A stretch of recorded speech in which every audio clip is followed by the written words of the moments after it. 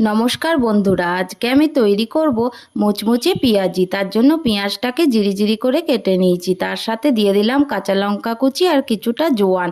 তারপর দিয়ে দেবো 4 চামচ বেসন আর সামান্য একটু জল। এরপর আমি এটাকে টাইট করে মেখে নেব। এখানে আমি কিন্তু কোনো খাবার সোডা বা বেকিং পাউডার ব্যবহার করব না। তারপর দেখো, কড়াইয়ে সানফ্লাওয়ার অয়েল গরম করে আমি এই বড়াগুলো ভেজে নেব।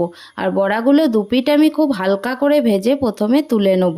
দেখো, প্রথমে আমি 4-5টা একসঙ্গে দিয়ে দেবো। তারপর এটাকে দুপিঠ উল্টে পাল্টে হালকা করে ভাজবো। দেখো, এক পিঠ হালকা করে ভাজা হয়ে গেল। এরপর আমি তুলে নেব। তারপর বাকিগুলোও ভেজে নেব।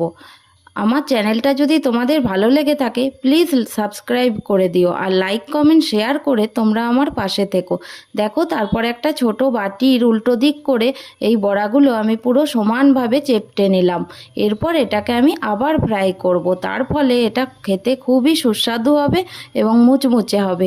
দেখো, এরপর আমি আর একসাথে অনেক কটা দেবো না, 3টে করে দিয়ে লাল করে ভেজে নেবো। প্রথমে 3টে ভাজলাম, তারপর দেখো উল্টে দিয়ে এটাকে আমি তুলে নেব। এরপর খড়া হয়ে গেছে, তুলে নেওয়ার পর আবার বাকিগুলো আমি আবার 3টে দিয়ে দেবো, দিয়ে বাকিগুলো একে একে ভেজে নেব।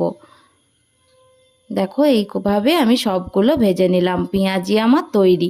এটা আমি সন্ধ্যের টিফিনের জন্য তৈরি করেছি। এখন ওপর থেকে সামান্য একটু বিট নুন ছড়িয়ে দিলাম।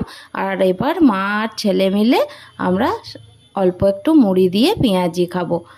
আমি জোয়ানের ব্যবহার করেছি বলে এই পেঁয়াজিটা পুরো দোকানের মতো খেতে হয়। তোমরা কারা কারা জোয়ান দাও আমাকে কমেন্টে জানিও।